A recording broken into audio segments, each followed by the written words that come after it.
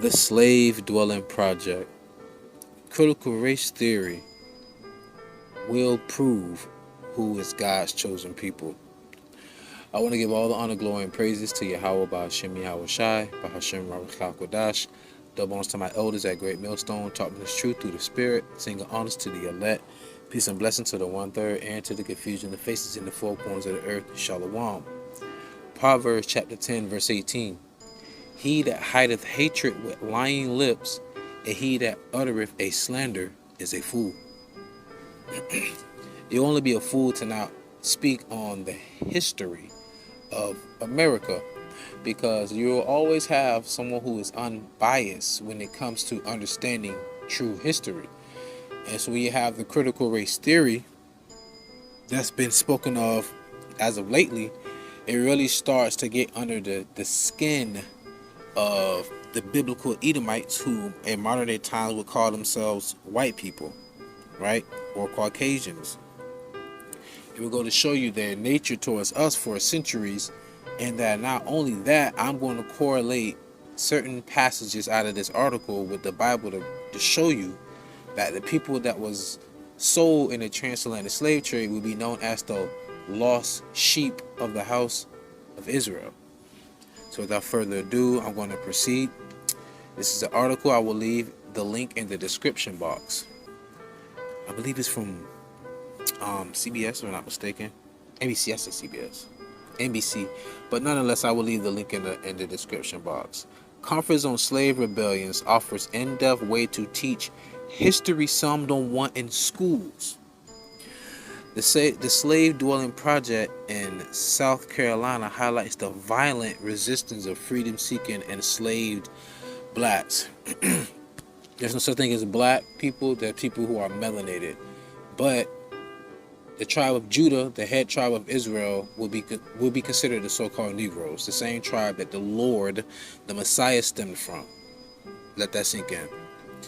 Now, in the yellow letters, well, not the yellow letters, I'm sorry, in the yellow lining, as the campaign to quash the teachings of America's brutal history of slavery intensifies, all right, Joseph McGill Jr. has waged a counterattack by way of a poignant 3-day conference in this antebellum port. Look up that word antebellum, people.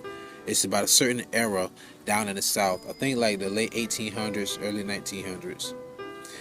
No, antebellum port town that was once responsible for the most sales and transports of enslaved Africans to major cities in the U.S. We're not Africans.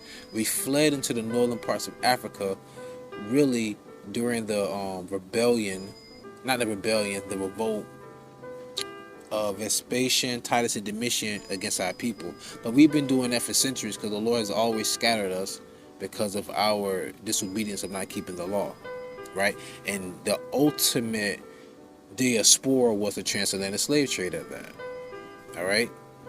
Which is why the Lord said in Deuteronomy chapter 28, verse 68, he said, we shall be going to slavery again into Egypt by ships. Egypt, in the Hebrew, is pronounced Matazarion, which means double straights. Straight, S-T-R-A-I-T, straight is a path of difficulty. So it was double the harshness, double the cut we had to drink, as spoken of in Jeremiah 49 and 12. It was harsh what we had to go through, people. All right? It was sold and transported. Now listen to this. This is Zechariah chapter 11, verse 4 through 5. Thus saith the Lord my God, feed the flock of the slaughter. The flock of the slaughter, the lost sheep of the house of Israel. Feeding what? Feed them with what? Knowledge, wisdom, and understanding. Whose possessors slay them, possessors, and hold themselves not guilty. Till this day, right? It's in the past. But remember 9/11, right? And they that sell them, listen here.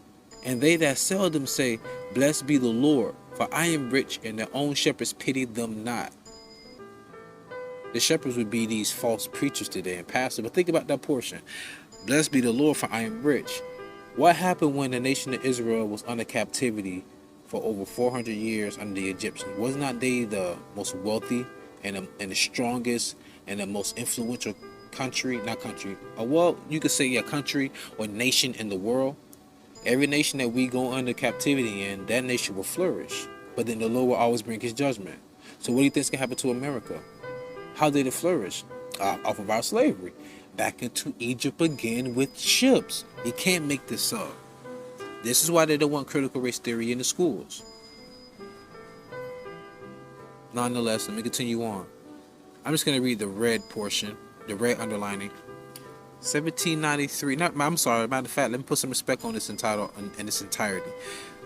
There was a contained glee emanating from McGill, a historian and the founder of the Slave Dwelling Project. That's why I didn't want to go past it. Who kicked off its 7th annual conference last week with a focus on the 1739 Stono Rebellion, an uprising of enslaved people, Israelites, who killed plantation owners and their families in South Carolina in an effort to free themselves. See, they don't want you to know, they don't want to remind our people that they had us in slavery. And it's really the generation of the social media. Like, there are people who will push this information out there, but there's so many other people who don't understand or know it because it's not taught to them in schools. Okay?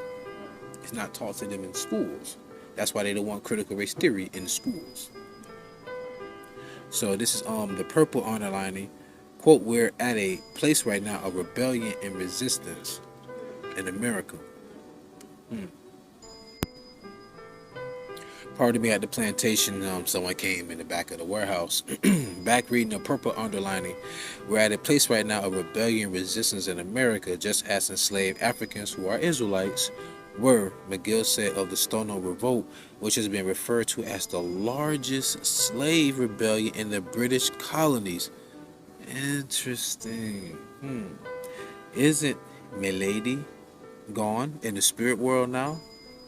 I wonder why so many people was actually celebrating rather than mourning her death. But I digress. See, the Lord hasn't forgotten that. See, you may be dead right now. You may be in the spirit world sleeping. But the Lord ain't forgot what y'all have done to his people. Listen to this. Ecclesiastes chapter 3 verse 15 through 16. That which have been is now, and that which is to be hath already been, and God requireth that which is past. I see why I don't want critical race theory in there. The Lord required what you done in the past. Oh, you think you off scot-free? Let's segue over. Now, this portion here is pretty much just a couple of points I want to get at. He also has at the top of the screen where there's a blue outlining on the outside of the paragraph. He has some sessions where he had called Beyond Victimhood and Slave Resistance on antebellum colleges. And also he has Yes, I Teach Nat Turner's Rebellion and Mapping Insurrections, which is the Lord doing right now spiritually, the hard work of reconstructing rebel routes. But the portion in the green is what I want you to listen to. The conversation served as an antithesis to the arguments of those trying to eliminate historical teachings on slavery and remove critical race theory from school curriculums. So the antitheses and the arguments is because they don't pretty much want that truth to come out. Because why? It's a freaking shame how America came into fruition. And guess what? All you other heathen nations, you're not off the hook either. Because if there's not a demand for a supply, why would we still be in slavery for centuries? Somebody has to be buying the product. Like I always state, we supply over 80% of the world with cotton at one point. And then you had your tobacco. And then you had your sugar cane. Then you had the gold rush. You know, all kind of precious jewels and pearls. I mean, research the Mayans, the Incas, and the Aztecs. All right, those are the northern kingdom, the Spanish-speaking tribes. Go ahead and research the Taino Indians, Taino. That's the head tribe of the northern kingdom. Boricua, land of the kings. The Puerto Ricans, so-called Puerto Ricans, who will be known as the Ephraimites, the tribe of Ephraim. That's Joseph's youngest son. His eldest son was Manasseh. Man, spirit is just so beautiful, man. But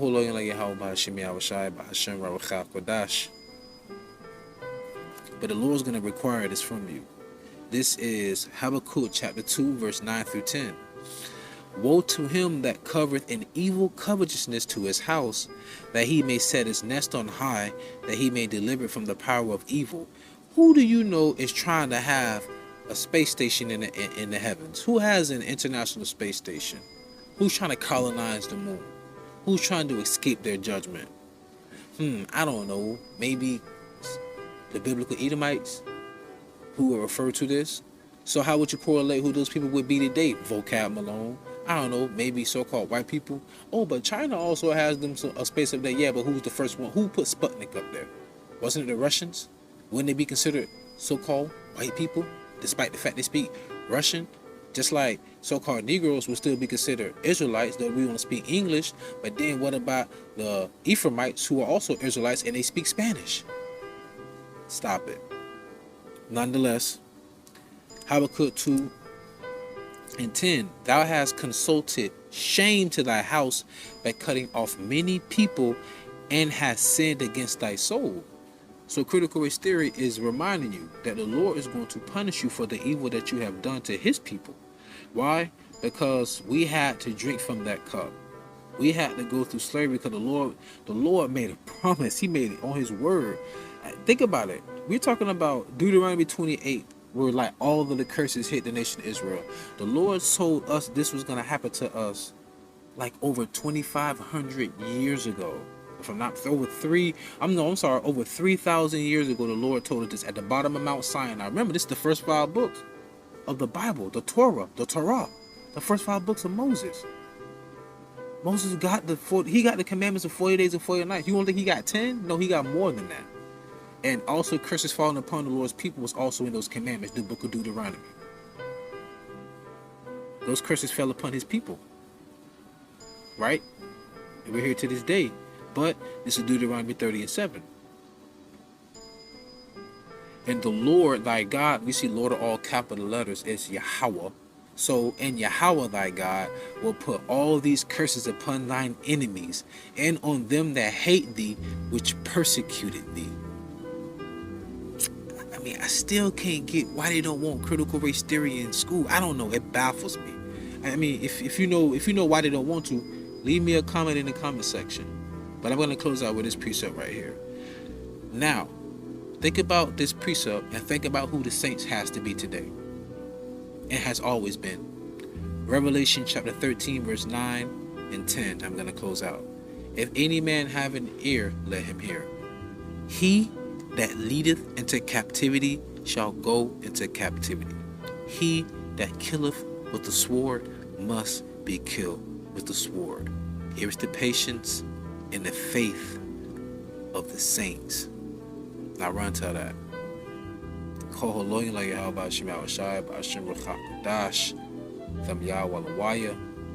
nigger Latinos and Native Americans are the Hebrew Israelites, according to the curses in the Bible and secular history, which correlates with biblical history, which is why they took the Bible out of school, but they're putting Satanism in the schools. I wonder why. Nonetheless, with that being said, I pray you was edified and fed. Stay in the spirit. Don't fear it, just endure it. Yes, evil is coming. All right, ask for forgiveness. Pray without ceasing. Stay humble. Remain diligent. Shalom.